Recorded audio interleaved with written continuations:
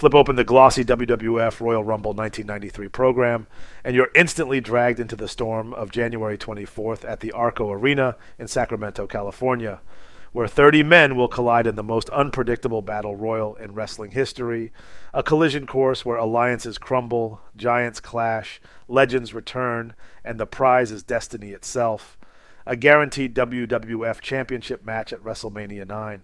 And every page of this souvenir guide pushes the hype to maximum volume, starting with the main event spotlight on Bret Hitman Hart defending his WWF World Heavyweight Championship against the bad guy himself, Razor Ramon, the Hitman presented as the scientific excellence of execution, a technician with speed, resilience, and family pride, while Razor is framed as the swaggering, toothpick-flinging outlaw whose size, strength, and sneer could smash the new champion's Cinderella story. Gorilla Monsoon calling Hart the future of the company, while Bobby, the Brain, Heenan spits that Ric Flair was robbed and that Razor's street-tough power is going to make Bret's title reign short-lived, a verbal duel in print that sets the stage for the championship clash. From there, the program spills into the Intercontinental title showdown between Shawn Michaels and Marty Jannetty, a rivalry born in heartbreak at the barbershop, where Shawn put Marty through the window, now exploding into a singles war with the Rocker brothers in arms turned bitter enemies.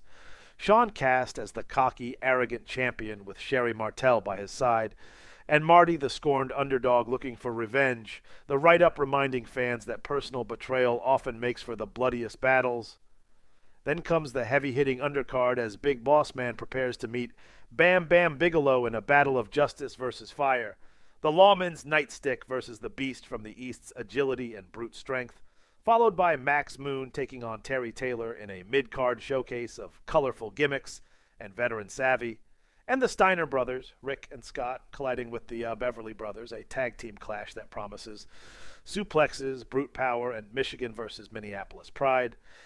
And then the true centerpiece, the 30-man Royal Rumble match itself, detailed in pages of photos, names, and hype, the lineup reading like a who's who of the early 90s WWF. Randy Macho Man Savage ready to snap into destiny, Ric Flair entering to prove once again that he is the real world's champion, Mr. Perfect seeking revenge on his former manager Bobby Heenan by throwing Flair over the ropes, Yokozuna with Mr. Fuji looming like a sumo monster favored to dominate, The Undertaker standing as the phenom who could clear the ring with chokeslams, Bob Backlund making his unlikely comeback run after years away, Ted DiBiase and IRS representing Money Inc. and bringing the Taxman and the million-dollar arrogance to the fray, Tatanka fighting with native pride, Crush tossing bodies with his Kona power, Earthquake rumbling into the mix, Papa Shango bringing voodoo mystique, the Berserker screaming to throw men to the floor, the Head Shrinkers threatening savagery, Jerry the King Lawler making his WWF pay-per-view debut, Carlos Colon entering as a Puerto Rican legend, Genichiro Tenryu adding international firepower, the Nasty Boys swinging fists and mullets, and surprises teased around every corner. The program reminding fans that one man will outlast 29 others and stamp his ticket to Caesar's Palace in Las Vegas for WrestleMania 9. Sidebars spotlight key rivalries spilling into the Rumble. Perfect versus Flair. Savage versus Flair and Rude. Undertaker versus anyone foolish enough to stand in his path.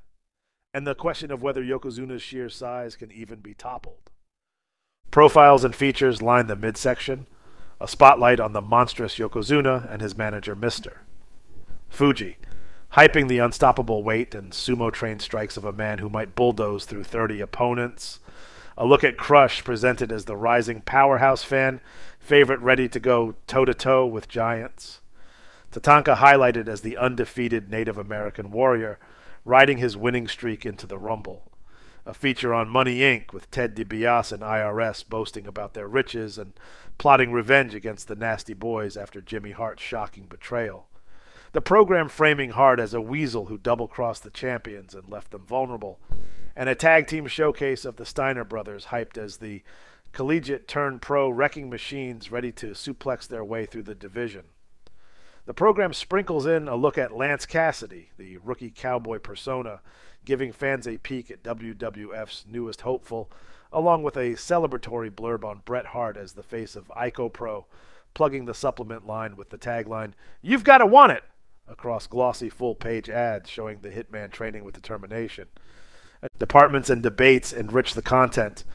Gorilla Monsoon versus Bobby Heenan bicker in print. Gorilla praising Hart's resilience and Brett's reign as proof the new era has arrived. Heenan mocking him as a fluke and insisting Razor Ramon or Ric Flair should hold the gold. Their dueling voices spilling off the page like commentary brought to life. Photo spreads of Undertaker's mystique, Savage's intensity, Shawn Michaels' arrogance, and Yokozuna's looming menace fill the centerfolds, each image a poster-ready reminder of who truly ruled the early 90s ring. Merch ads take over with WWF t-shirts of Hogan, Savage, Brett, and Undertaker, plush bears with WWF logos, action figures, videotapes of SummerSlam and Survivor Series. The WWF magazine subscription offer promising 12 issues of inside scoops and pages pushing WWF party packs for birthdays, all sold with the same bombastic tone as the promos on TV. Video game ads add the early 90s flavor. WWF Steel Cage, challenge for NES, WWF Superstars 2 for Game Boy, WWF Super WrestleMania for SNES and Genesis, complete with screenshots of pixelated finishers. Game Genie slips in with its codes and cheats, promising to give fans power over the toughest games. Even IcoPro saturates the program, pushing its product with photos of Bret Hart, Lex Luger, and others training like superheroes.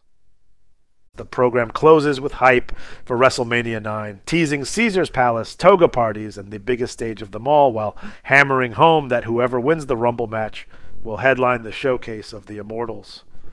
Every page drips with kayfabe immersion, treating the feuds, grudges, and rivalries as life and death struggles, pulling fans into the mythology of the Federation at its early 90s peak. From Bret Hart's defiant defense against Razor Ramon, to Shawn and Marty's personal vendetta for the Intercontinental title, to the Steiner brothers proving tag dominance, to the looming threat of Yokozuna and the Undertaker's shadow, to the 30th man entering the Rumble when bodies are strewn across the floor, the program captures it all with glossy bravado and commercial precision. WWF Royal Rumble 1993 wasn't just an event. It was an era-defining spectacle, and this program preserved it in ink and image, a souvenir that let fans relive the chaos forever.